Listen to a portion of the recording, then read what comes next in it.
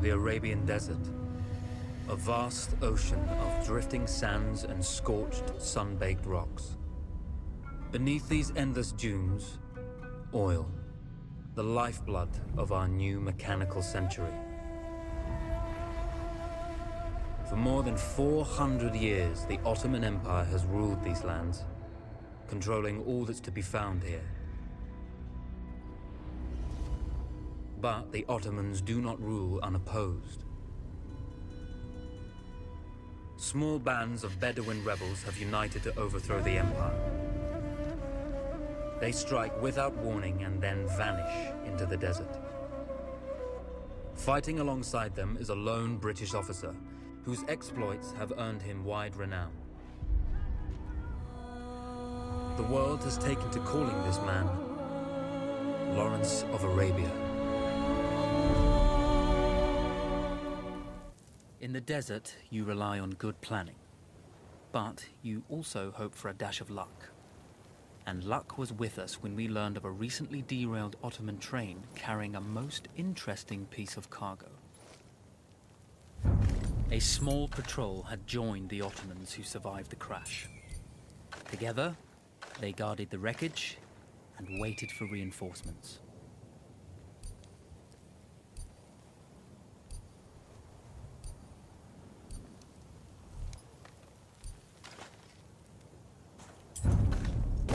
We strive to do what we think is right, and push through those who would stop us from achieving this, no matter the cost. Cry havoc, and let slip the dogs of war. When your enemy has better weapons and better equipment than you, steal from your enemy.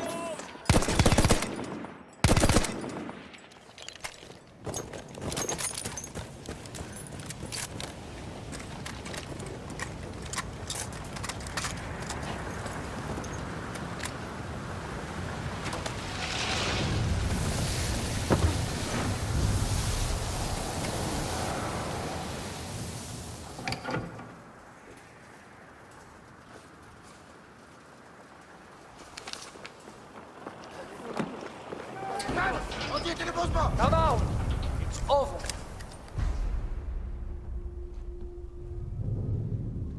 Well, you did not think we would be fast enough to catch you here, did you? Lawrence of Arabia.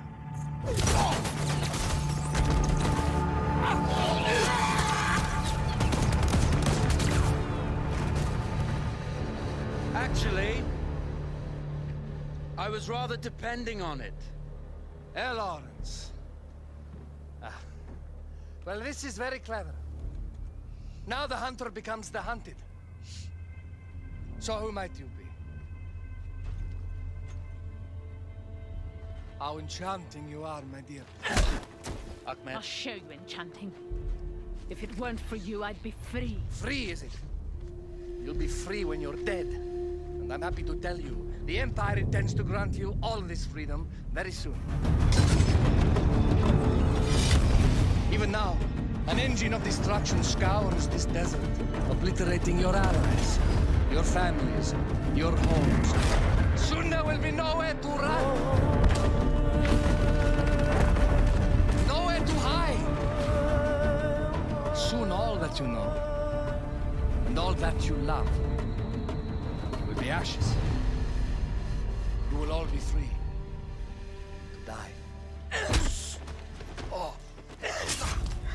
You animal! Zara.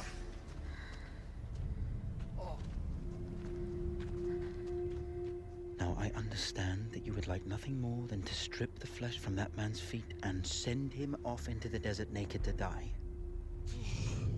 But think about it. You're right. I'm sorry. My friend here, she can be a little brusque. You're going to tell me how to lie to your train so we can lure it into a trap and destroy it. Impossible. To even begin to talk to that train, you would need an entire book of communication codes. Oh, like this one, you mean? You can never stop the progress of machines! One day, the whole world will take your lands and the precious black gold beneath its sands. We shall see, my friend.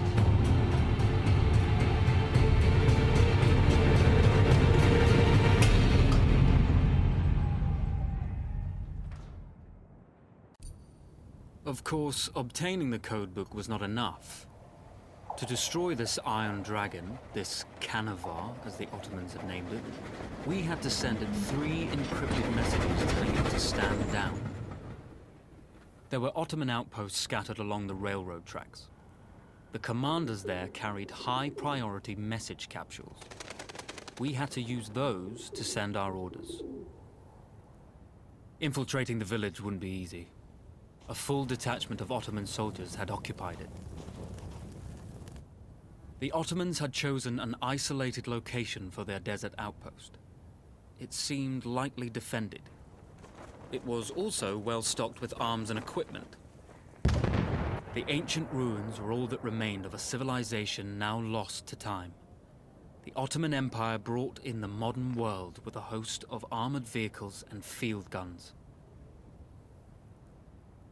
3 commanders to eliminate, 3 personal message capsules to be stolen, and then sent with our false orders.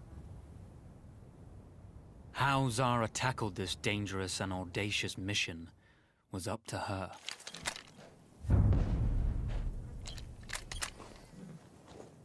The Bedouin treasured their horses, and in return, those animals granted their riders unparalleled speed and mobility.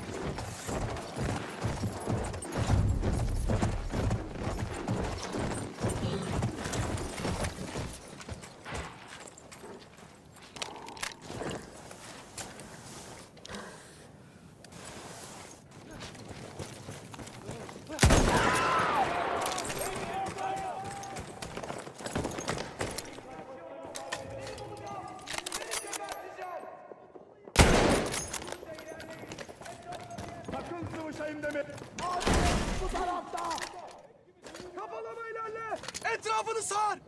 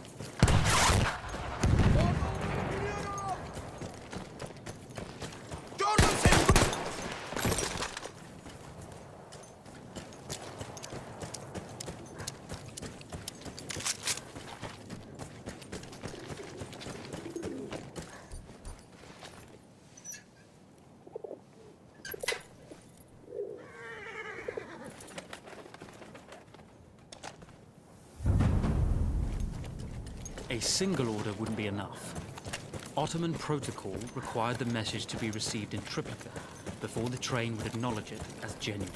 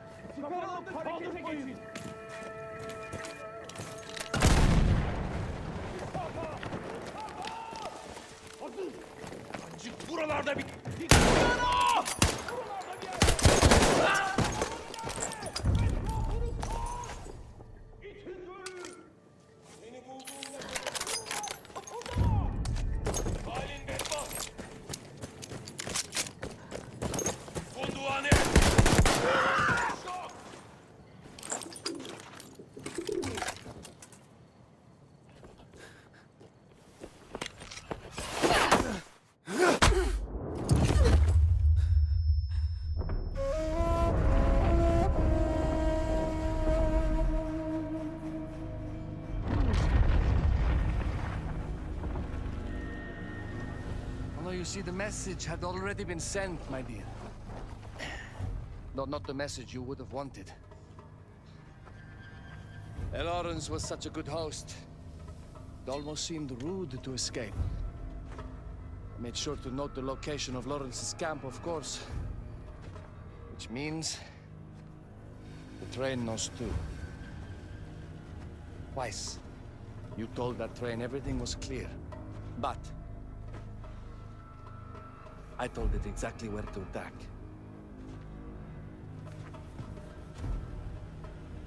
The beast has your scent, my dear. And it's coming to slaughter you and your little band of rebels. First, the firestorm from the cannon. Then, up close with the troops to slaughter any survivors.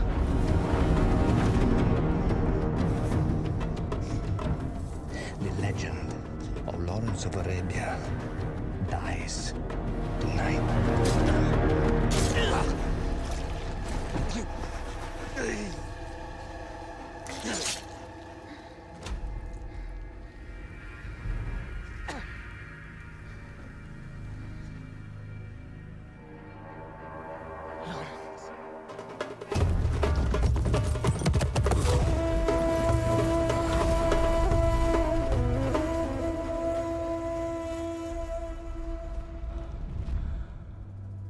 We slipped away just in time.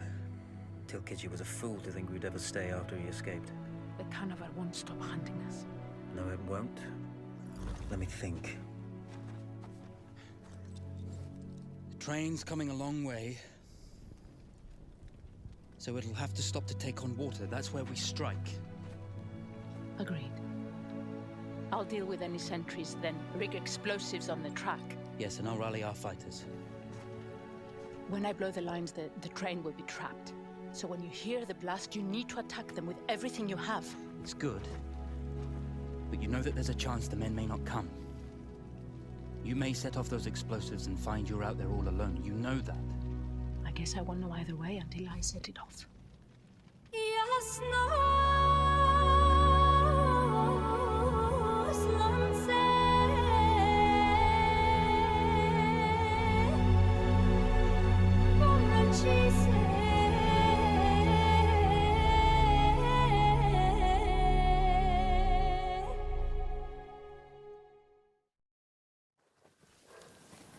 Man makes plans, and God laughs. As it turned out, the small town where we would ambush the train had a significant enemy presence. Those troops would have to be dealt with before the explosives could be set.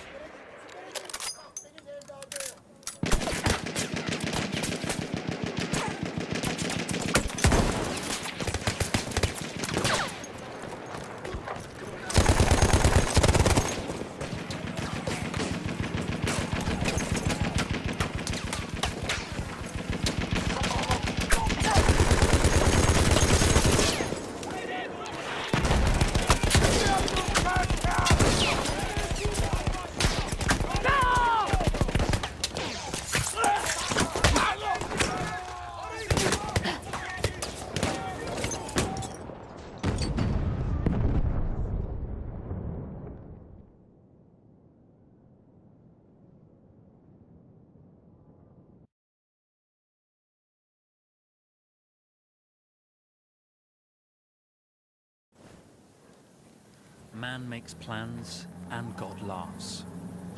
As it turned out, the small town where we would ambush the train had a significant enemy presence. Those troops would have to be dealt with before the explosives could be set.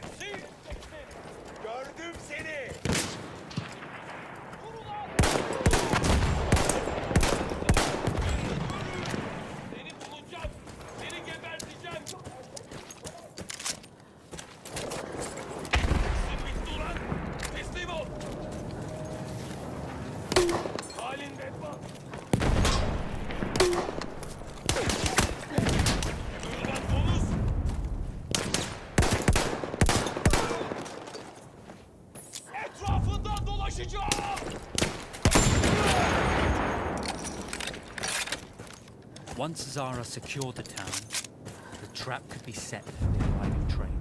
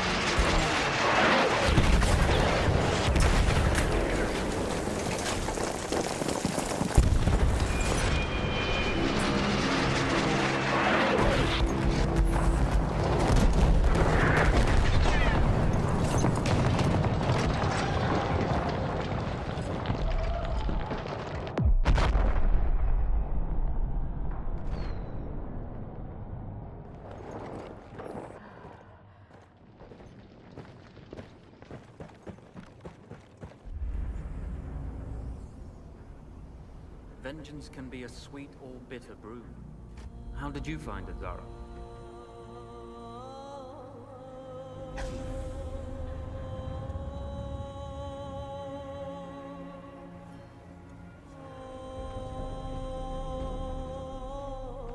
And you're right, we do need to think bigger, act bigger.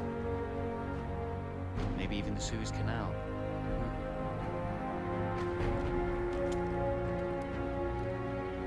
Tell me, what do you know about battleships?